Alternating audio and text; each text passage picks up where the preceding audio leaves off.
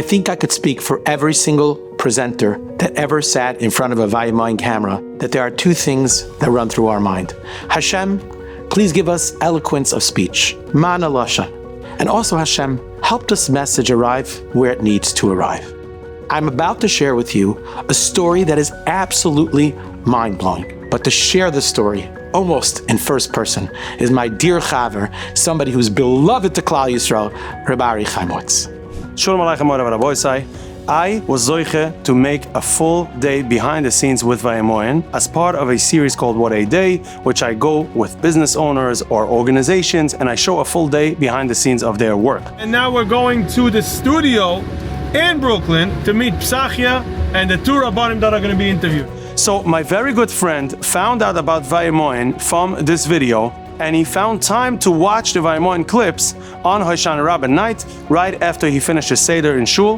He came home, he parked his minivan on a street in Borough Park where it was mobbling. It was extremely windy that night and raining like crazy. He was sitting in his car trying to check out the clips of Vayimaen.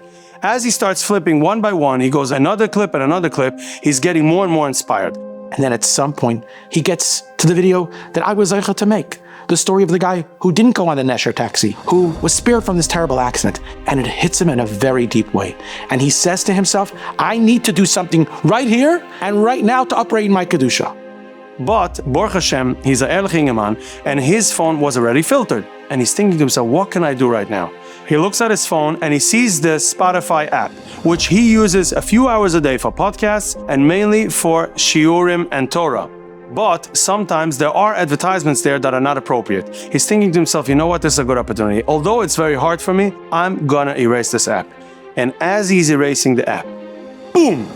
His car is rocked by almost an explosion. The entire car shakes. It took him a few seconds to get out of the car and realize what just happened.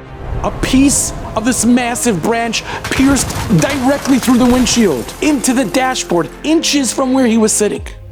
It was as if he had pressed delete and the Rebbeinu Shalom had pushed that branch just a few inches away from him, saving his life. If that was the end of the story, we could walk away inspired. But there's another amazing piece to this. Part of him wants to share this story really badly. This is Hashgacha Pratis, like a crazy one. But the other part, he says, I'm a private guy. I'm shy. I don't want this to get out. And the only person he thinks that would appreciate such a story is myself. He wants to tell me, Ari.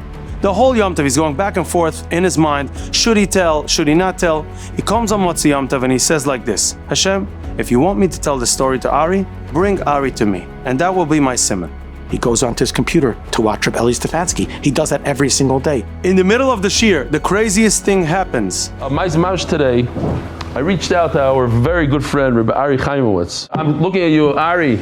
He was shivering all over, and he realized that moment that Hashem is telling him, go tell this story to Ari. You need to tell this story of Hashgacha Pratis to more people. And Baruch Hashem, he did.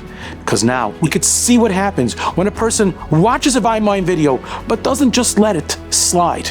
He does something instantaneously. This holy Yid did that, and his life was saved. And in Ritz Hashem, each and every one of us, when we act on the inspiration of Vayimaen and we do something, our lives too can change in an incredible way.